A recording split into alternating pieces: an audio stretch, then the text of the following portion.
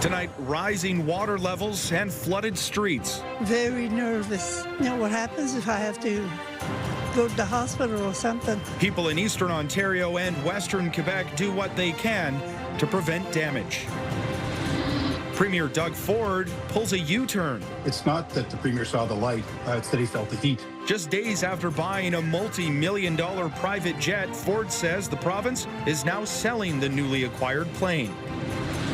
And coming alive at night. And it's still a booming crowd. Even after midnight, people are still out there having a good time. A new report from the city highlights Ottawa's nightlife is growing.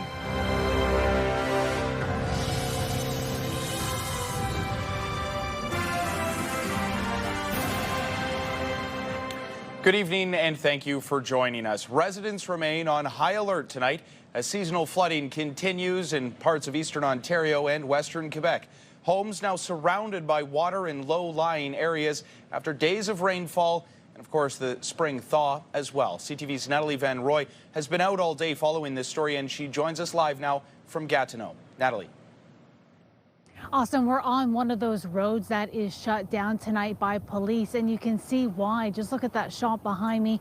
This road is completely flooded, and this was an area that also flooded in 2023. So residents say that they are prepared to deal with what these floodwaters will bring. And today, Gatineau officials held an emergency meeting today with a press conference where they updated us and let us know that the waters are going up faster than they anticipated, up to 30 centimeters in the east end of Gatineau.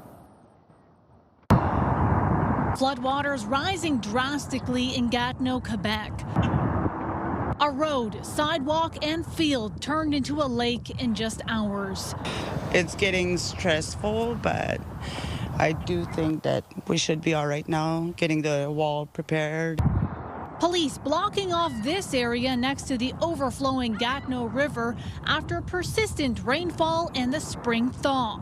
As the situation becomes more dangerous, officials holding a press conference Sunday. They're open 24 hours, 7 days a week. There is currently 4 sites where people can go grab sandbags. Neighbors building this long wall of sandbags as the water inches closer. They're saying that we should be all right, but it will be coming up into the street for sure. The water's coming up so fast, it's almost at the stop signs here. Diane Picknell has lived through multiple floods. It doesn't get easier because she's wheelchair bound. Very nervous. You know what happens if I have to go to the hospital or something? Picknell planning a possible emergency stay at her brother's. Somebody has to be with me because I have to climb the wheelchair over the wall, so I can't get out alone. The city of Gatineau says more than 40 streets could be affected by the flooding, and more than 164 buildings could be at risk. Roads turning into rivers as flood warnings and watches remain in effect across eastern Ontario and in Quebec. We have to be ready because, it's the wave when they come, and I think it's going to be higher than ever. Pumps getting water out for now as people brace for the peak. The pumps working and prepare with generators. And just take a look at these waters. That was once a soccer field. We've seen residents crossing this area in flood waders only minutes ago, and vehicles also trying to get around down the street there, which is completely shut down because of that flood water, of course. And this is only the beginning. We heard from the Gatineau mayor today that this will likely last up to 2 weeks. It's not clear exactly when the water will peak, but it will be fluctuating over the next few days because of the temperature. And Gatineau Mayor told us today that if residents need help, they are welcome to call 311. And it's also a very stressful time. So people who may need assistance due to their mental health can also call 811 for non-urgent health issues. Austin. Yeah, stressful time for many indeed. Natalie, thank you very much for this. CTV's Natalie Van Roy reporting live for us tonight from Gatineau. Well, flooding elsewhere in the province is leading to dangerous and destructive scenes across Ontario's cottage country. Warming temperatures and heavy rainfall putting numerous communities under flood alerts, with at least one town declaring a state of emergency. Take a look at this drone footage along the Burnt River in Kawartha Lakes. It's about 2 hours north of Toronto. Low-lying areas submerged, with some homes completely surrounded by water and multiple road closures in effect there as well. And CTV Ottawa has extended coverage of the flooding in parts of our region and across Ontario. There are more stories online at ctvnewsottawa.ca. Backing off after mounting backlash, the Ford government's purchase of a private jet hit some turbulence, and now the Premier says the province will move to sell the plane after mounting criticism over its multi-million-dollar price tag. CTV's Beth McDonnell has that story. It's a sudden about-face on the purchase of a $28.9 million jet billed to taxpayers. Just 2 days after disclosing the acquisition, Ontario Premier Doug Ford says the plane is being sold. You know, it shows his lack of judgment. The right decision? I would think so, based on what everyone's going through right now. I genuinely think he didn't think anyone would know, and he got caught, and he had to do it. He had to sell it. In a statement, Ford says, despite the best of intentions, I have heard and agree that now is not the right time for the expense of a government plane. The province is working with Bombardier and other partners to sell the plane as quickly as possible. Friday, the Premier's office revealed the Canadian-made, pre-owned 2016 Challenger 650 jet as a way to support more certain, flexible and secure travel in Ontario, Canada and the U.S., which has increased since President Trump's tariffs. The opposition believes complaints from Ontarians led to the reversal. It wasn't a problem until he got caught. He didn't see what a bad idea this was in the first place. It just shows you, I think, again, how out of touch the Premier is right now. It's shocking that at a time when families can't afford groceries and gas, that the Premier would buy himself a private jet. You know, gravy plane is a very powerful, character. David Coletto with Abacus Data says one of Ford's virtues is his willingness to change his mind. This switch comes as the Ford brand built around accessibility, from Ford Fest to sitting at the back of the plane so people see him, is damaged.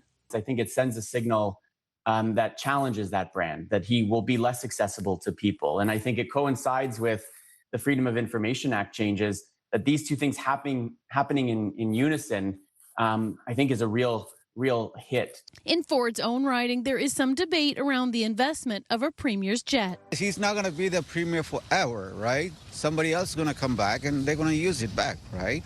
So right now, we don't have anything particular like that. I personally think that there's enough public transit or transit available to him that he could have used. While other voters feel the money can be better spent, recent cuts to OSAP came up. I guess this is better, but still, the first point that he wanted to buy it's wrong. Why are you buying a plane where we have so much problems here? In his statement, Ford says he will continue the work of building relationships with business and political leaders to fight tariffs, attract investment, and create jobs. Beth McDonnell, CTV News. Nearly 1 week after securing a majority government, Prime Minister Mark Carney is taking a new approach to address Canadians. In a 10-minute YouTube video, Carney reiterated his assessment that ties to the U.S. have become a, quote, weakness, and he acknowledged change to build the economy won't come easy. CTV's Ottawa Bureau Chief Graham Richardson reports. It's a direct address to Canadians shot at a home in suburban Ottawa, with Mark Carney spending a lot of time on how the United States has turned away from free trade and what that means for Canada. Many of our former strengths, based on our close ties to America, have become our weaknesses, weaknesses that we must correct. The U.S. has changed, and we must respond. Pictures of his China and India trips front and center, suggestions that conservatives are too optimistic about changes in America. There are some who say there's no need for a comprehensive plan. They believe we should wait it out in the hope that the United States will return to normal, that the good old days will come back. Conservatives dismissed all of this as more of the same. A family filling up a grocery cart in Saskatoon doesn't need Mark Carney's economic philosophy. They need the bill at the checkout to stop going up.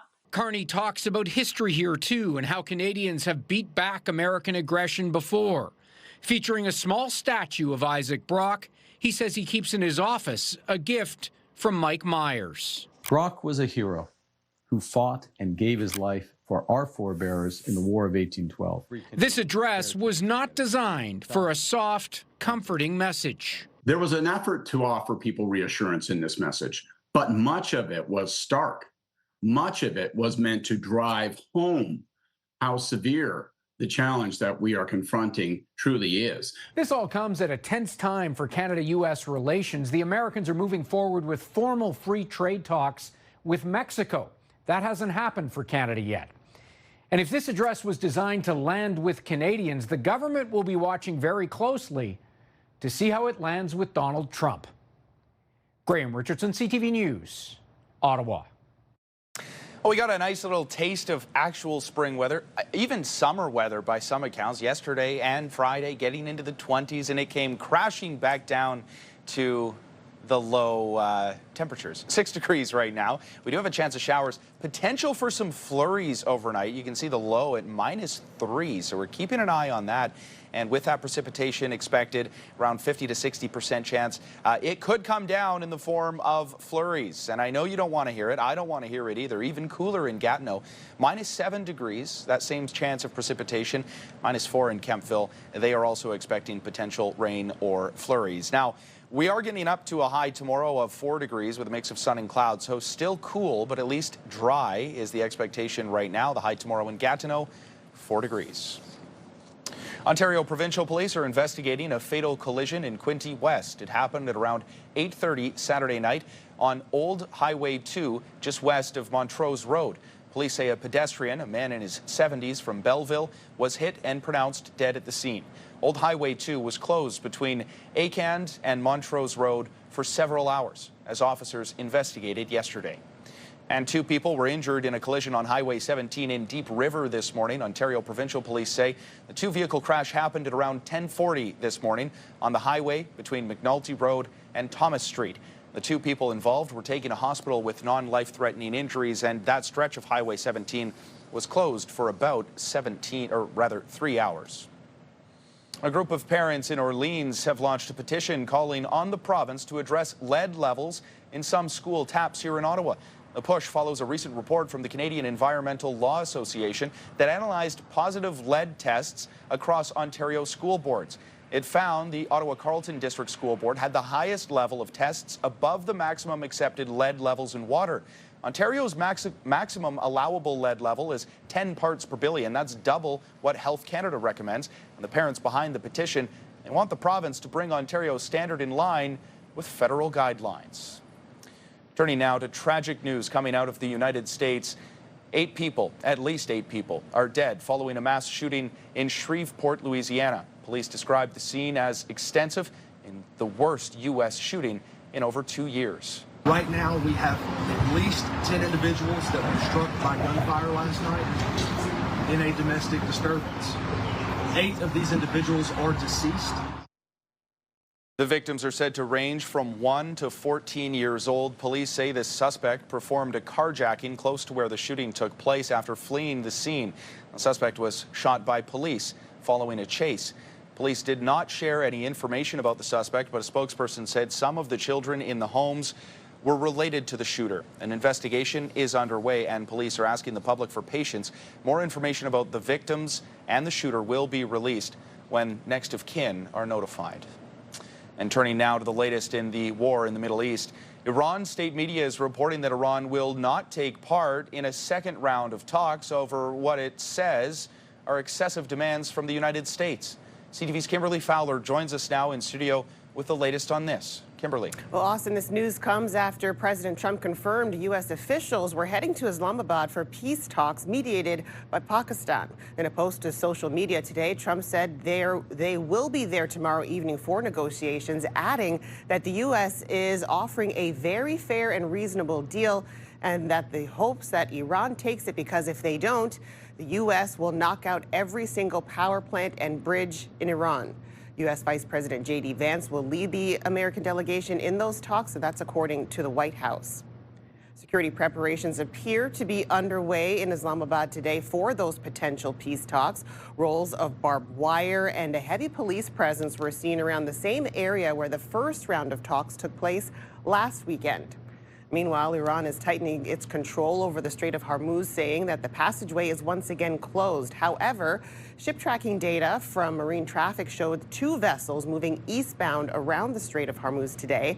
The data suggests only that these 2 vessels were moving, and they were owned by China and India, and they entered or exited the Gulf.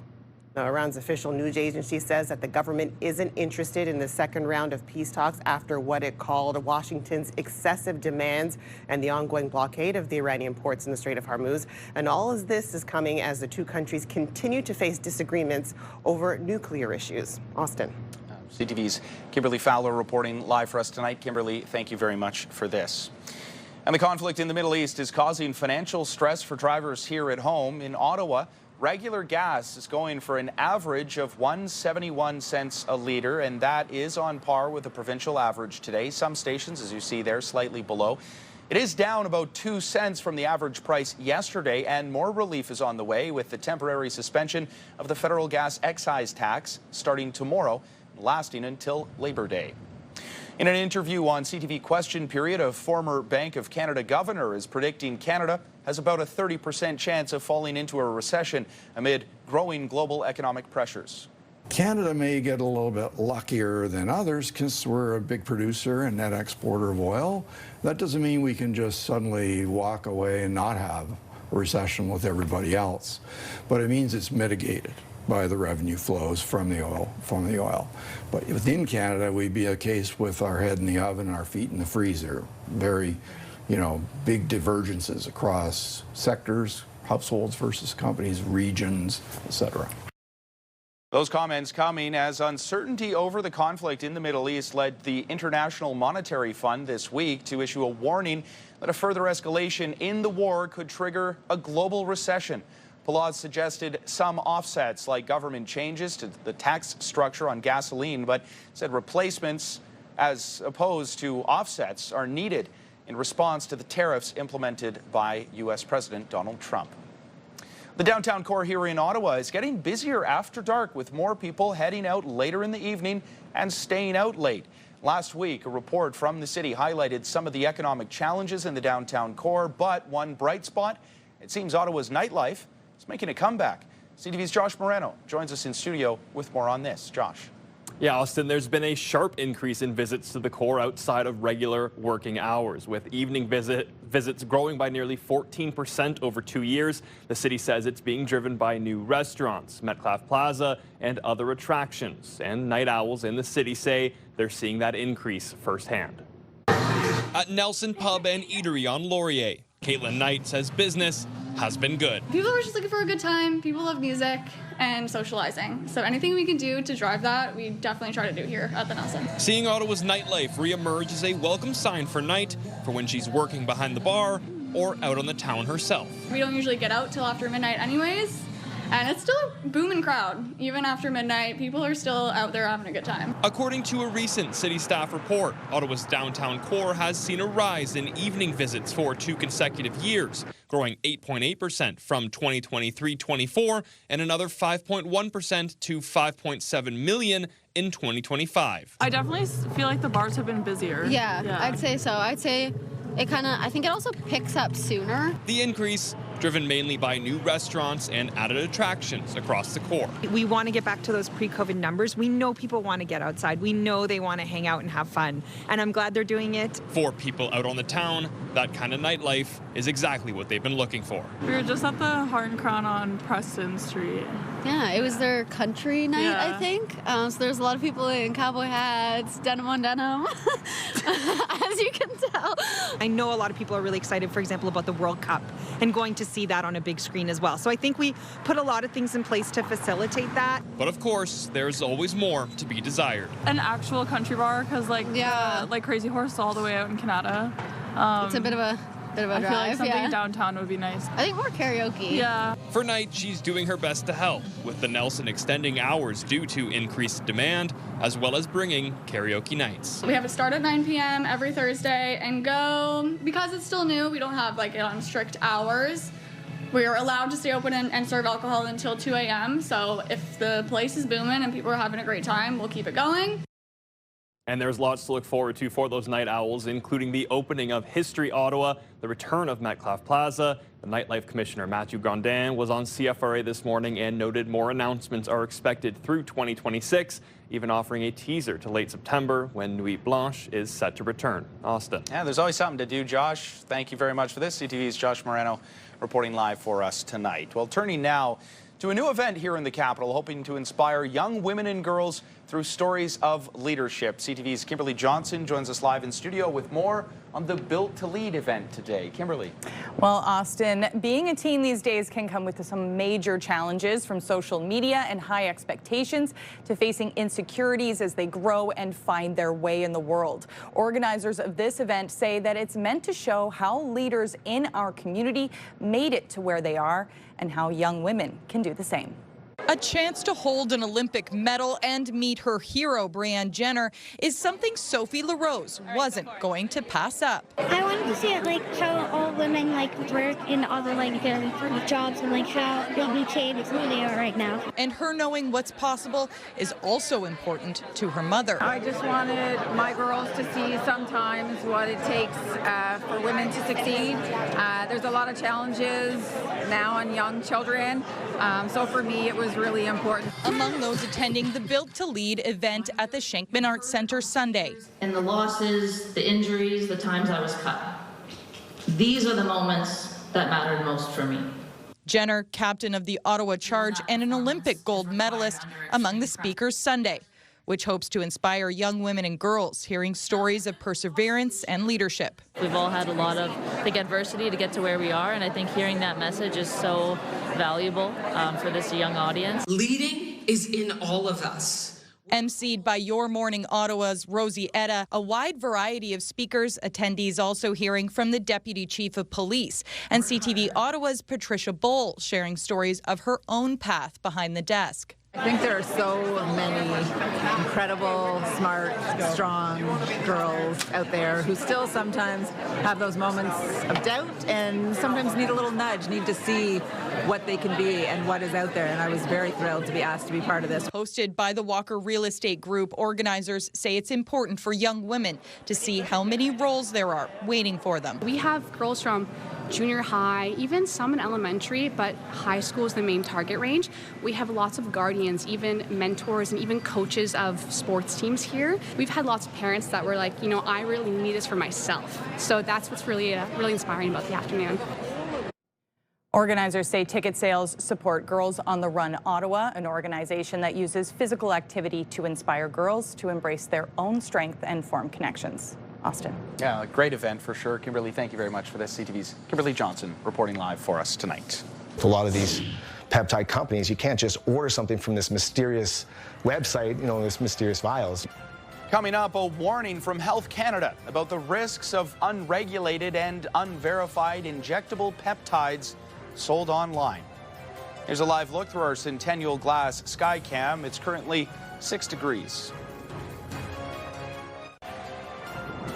A heads up to OC Transpo riders. The transit service is now offering spring service, and that means some bus service changes, seasonal changes, and adjustments for construction are now in effect. The new spring schedules are available on octranspo.ca. You can also use the Travel Planner app to plan your trip accordingly.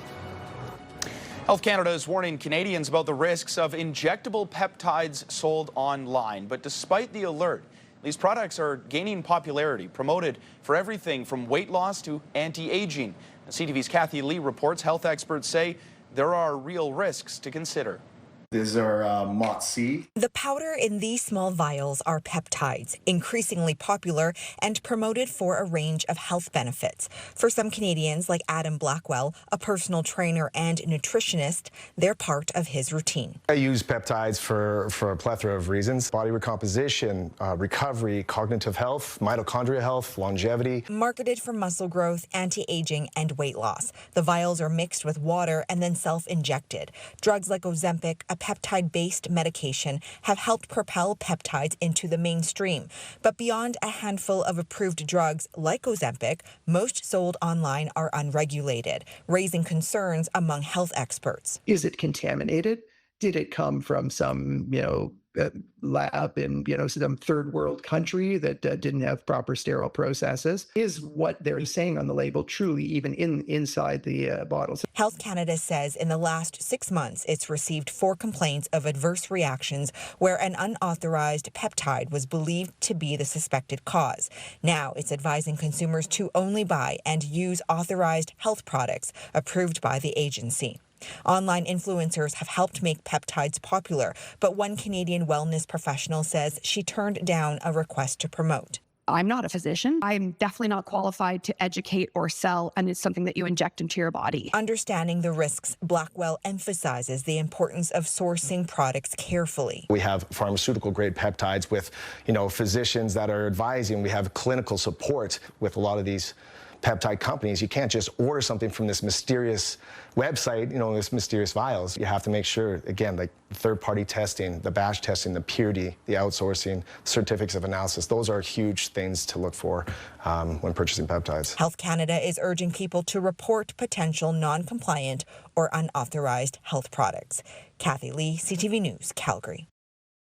Time now for another look at the weather forecast. I'm going to say the S word, and don't punch the screen when I do, but there is a chance that we get some snow overnight, and I don't want to hear it. I know you don't want to hear it, but still, some people were out and enjoying today. It was overcast and almost 20 degrees, about 18, 17 degrees cooler than what we experienced yesterday. So a real temperature swing over the past 24 hours. And again, I do mention that chance of flurries, a 60% chance that we see either snow or rain. Likely not going to stick around, at least hopefully not. But you can see on the satellite radar some of that weather activity and that cloud coverage that hovered over the city for the entire day. Right now it's 7 degrees in St. John's, 13 in Charlottetown, and rainy conditions with some sun peeking through in Halifax, 10 degrees there. We're still sitting at 6 degrees, and they do have some flurries in Quebec City currently. Same goes for Toronto. It's kind of a mix of rain and some slush there, currently at 3 degrees. It's warming up in the prairies. They actually just got over a bit of a snowstorm in Calgary just about a week ago. 16 degrees currently in Vancouver. Tonight's low, -3. It's going to feel more like -9. And then we have a daytime high tomorrow of just 4 degrees. So staying cool. The Ottawa Valley is going to be even colder with that chance of flurries. -7 tonight. And then tomorrow, 3 degrees by the afternoon. -2 in the Seaway, 4 degrees. Same with Ottawa for tomorrow afternoon. And again, I don't want to talk about the snow, but you kind of have to, because there is a chance that we get it overnight again. 60% chance of rain or flurries, and then another 40% chance on Tuesday. We will be warming up as the week progresses. 14 on Wednesday, 16 degrees on Thursday, with a mix of sun and cloud. Well, the impact of the conflict in the Middle East is being felt inside Canadian homes. CTV's Garrett Berry explains why people in the Atlantic provinces are feeling especially hard hit on their heating bills. Living here for 30 years, Gary French knows this house inside and out. It depends on which way the wind is blowing. Like, if it comes from the north, northeast, or west, it can really the house feels colder. But lately, the soaring costs of heating this home has him turning his head. I was kind of wishing it was a dream, because it's such a shock to know that I got to pay $1,000 out just to keep the house warm. The conflict in the Middle East is driving up prices at home, sending the cost of furnace oil sky high. And there's only so much you can't do anything about it, really. You have to pay. You got to pay it. This type of oil heating is simply way more popular in Atlantic Canada than anywhere else in the country. And because it is taxed differently than gasoline and diesel, it's not eligible for the relief recently announced by the federal government. From January 1st to April 1st, prices in Newfoundland and Labrador jumped 77 cents per litre, about 60%. The market has become so volatile, regulators in this province are setting prices every single day. You plan for like a year expenses, and then all of a sudden the prices are going up. Yes, so we see a huge difference in, for example, one of our supportive housing units. Mohammed Abdallah runs Connections for Seniors, a nonprofit support group in St. John's. Even they have been left reeling with high costs. Sometimes it's more expensive than the mortgage itself, or the payment, or the rent, which is which is unbelievable. He says government should work to lower burdens on seniors and families, perhaps by making a subsidy application easier and finding ways to remove paperwork. And the price keeps going up. French says he knows he's lucky to be able to afford this house on his own, but that doesn't make these sky-high bills much easier to swallow. Garrett Berry, CTV News, St. John's. Kingwell up to Vandenberg. Vandenberg on a breakaway, backhand across shot, scores! The Ottawa 67s on the brink of elimination, clinging on to playoff hopes in their second-round matchup against Barrie last night. We'll tell you how it all went down when we come back.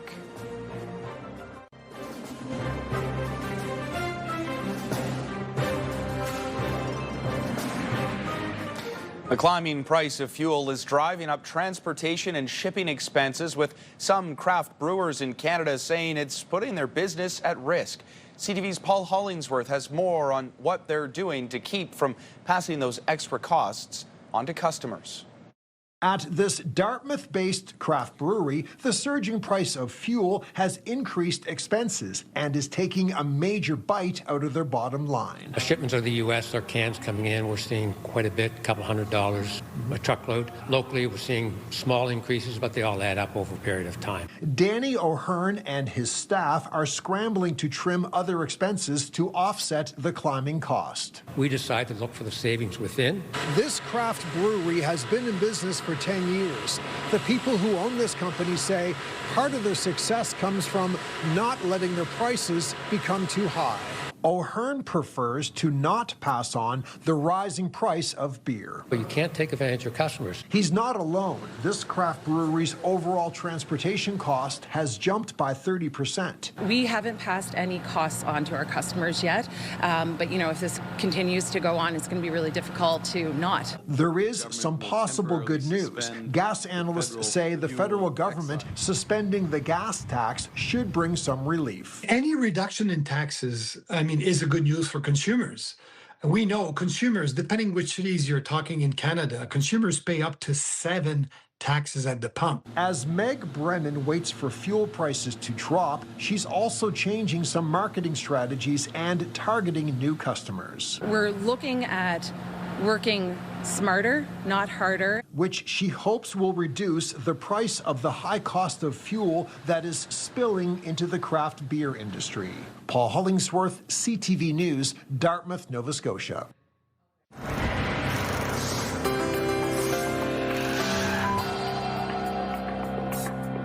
In tonight's big picture, a life jacket worn by a passenger on the Titanic while escaping in a lifeboat has sold at auction for, get this, over $900,000. The flotation device was worn by first-class passenger Laura Mabel on the doomed ocean liner, and it has sold as the standout item in a Titanic memorabilia auction in Western England.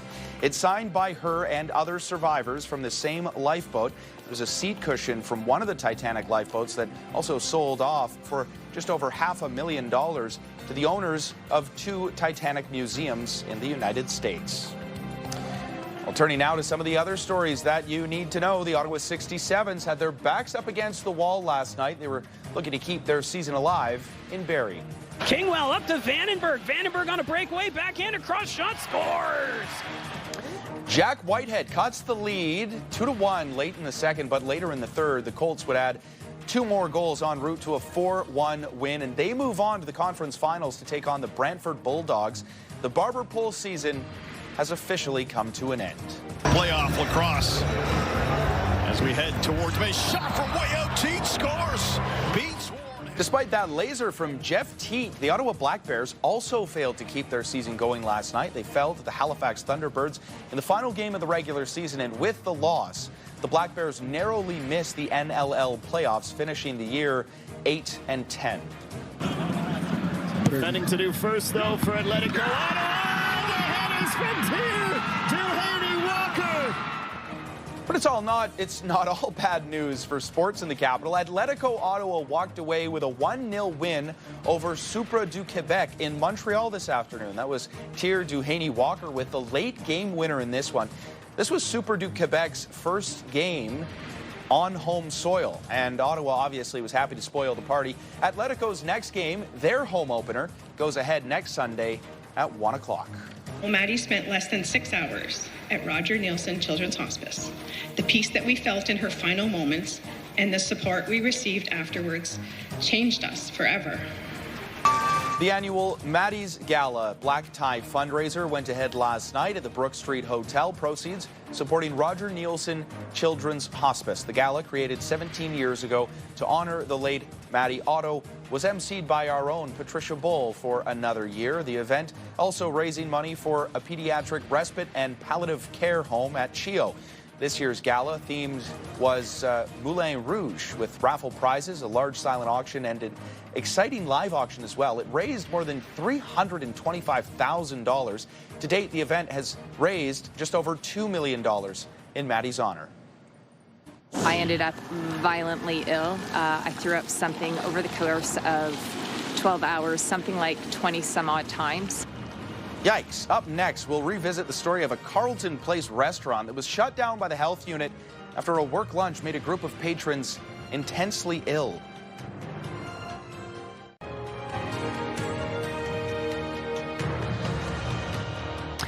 In case you missed it this week, a group of co-workers got more than what they bargained for while getting lunch together last Thursday. Now, a restaurant in Carleton Place has been shut down by the health unit after several people in the group reported becoming violently ill, with one of them in the hospital for treatment after eating there. The restaurant in question is Eateria Unlimited. It's located at 73 Bridge Street in downtown Carleton Place, and CTV's Dylan Dyson has the story. I ended up violently ill. I threw up something over the course of 12 hours, something like 20 some odd times. Personal trainer Amanda Wormleighton says she has never felt so sick in her life. I started throwing up again. I had a fever of 103. I ended up in really bad shape where I was almost delirious from how high my fever was getting. She says it stemmed from a meal at Eateria Unlimited in Carleton Place after her and her co-workers went out for lunch. Out of the 6 of us, 4 of us got sick, 2 of us didn't. They had something that had no lettuce on it, so that's where we believe the connection is the lettuce. Throwing up lasted about 8 hours. I think I threw up about 12 to 14 times. After realizing they were all suffering the same symptoms, they decided to contact the health unit. It was to the point where, we just didn't feel that food could be made safely and served to the public. She said, you absolutely all are correct. You had food poisoning. And she said that the cross-contamination was shocking to her. Cockroach infested restaurant. There was raw chicken and salmonella in the same, raw chicken and lettuce in the same container. She said it was one of the filthiest restaurants she's ever seen. The Southeast Public Health Unit closed Eateria Unlimited after an inspection on April 14th, noting that it was not in compliance for all 8 of its inspection categories. I felt a little bit violated that they felt it was okay to serve me food that could get me that sick. CTV News contacted Eateria Unlimited for comment, but did not receive a response. I'm all about supporting local. It's disappointing. It really is. And you want businesses to do well here, and it is. It's a real shame. Dylan Dyson, CTV News, Carleton Place. From deliveries to medical recoveries, robots are working their way into more of our daily lives. And one think tank in Waterloo predicts the robotics sector will be worth $1 billion here in Canada by 2030. Now, CTV's Karis Mapp tells us creators gathered in the city this week to ensure Canadian innovation is a prominent part of this emerging shift. And if you move your body with it, like you're dancing with it. An exoskeleton to help people with mobility challenges. A creation from a company in BC meant to make a difference for people who've had neurological injuries. Spinal cord injury or people who experienced a stroke, cerebral palsy. This was one of the many impressive machines on display at the Worldwide Robotics Trade Show in Waterloo. It's a medical device, so we started working on this technology since 2016. We made lots of successful prototypes until this one, which is the production unit, and it's ready for sale. And at $230,000 each, these kinds of robots are also big business. The show giving specialists in the industry a platform to share what they've been working on. Top-notch leaders of the community of robotics. We are having panels. We have, brilliant speakers. There are a lot of people coming. Today we have 300 people. The event, a first of its kind in Ontario, was held at Spur Innovation, which is a transforming space that's long been familiar to the region's tech sector. Originally the RIM BlackBerry campus that we purchased last year. And so we've been slowly updating and modernizing and turning this into a data center for sovereign AI and for private AI in Canada. Highlighting the region's rich tech history to the country. This is the place where a lot of the guys 20 years ago, we know who they are. They put this place on the map, and we're just, we're standing on the shoulder of giants. The show also putting local talent in focus. ClearPath Robotics from Waterloo is designing robots for research and everyday tasks. Using these robots, you can increase your efficiency, increase your business, reduce the downtime. Those are kind of the things that you can do. Driving home the many uses of robots for day-to-day life. They can deliver your food while using a sensor to pick up on cracks in the sidewalk, and that information is fed to the city. So we have a real opportunity here in Canada to move forward in a more informed and intentional way, while also pushing forward our economy. With machines that aren't just for scientists anymore. Kara Smapp, CTV News, Waterloo. It might sound a little cheesy or maybe unbelievable, but I remember my whole life in a moment. Still ahead, how a chess star is putting Canada's smallest province on the map.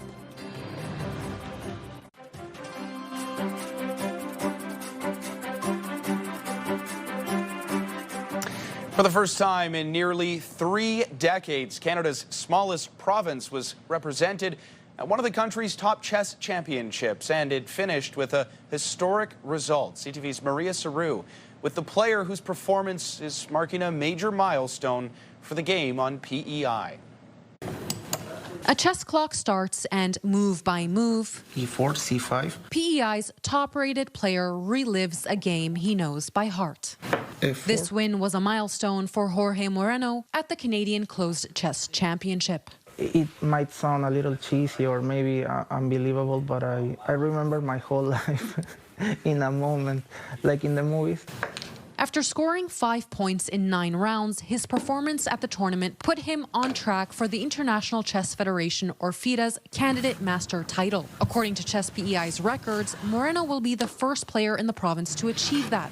It's payoff after years of preparation. I felt in control the whole game. You have to be confident in your experience and your knowledge. Moreno also gives back to his community, participating in fundraisers to support scholastic players. 3 years ago, he won 19 simultaneous games to raise money for the PEI chess team's travel costs. He also coaches his own youth chess team. Chess PEI President Fred McKim said in an email to CTV News, he's clearly a role model for them as well as many other juniors in PEI. It was for me important to do this now to show that it was possible to do it from a small province. Moreno plans to continue climbing the chess ladder with his sights set on the next title, a FIDA Master. That means playing more tournaments here in PEI and abroad.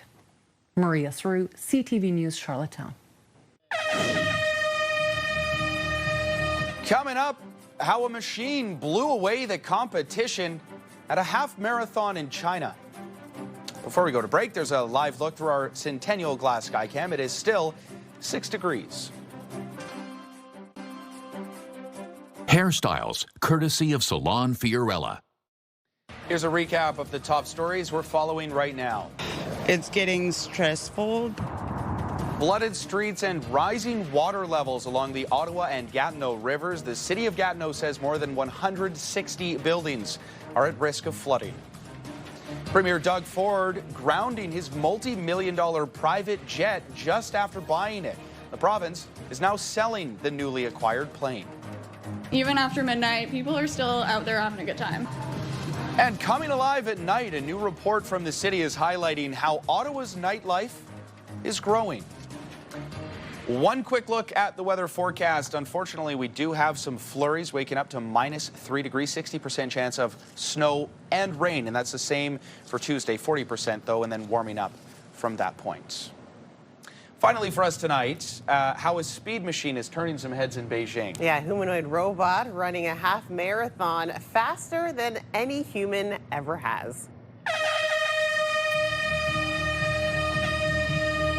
I'll be honest, I don't know how I feel about this. That's the slow robot, but one of these robot runners, the red one, you'll see it in a second here, it was made by a Chinese phone company, Honor, and it finished the roughly 21-kilometer course in 50 minutes and 26 seconds, according to the state broadcaster. That one didn't make it too far, but it passed the world record for a half marathon. So it's pretty wild. I don't love it.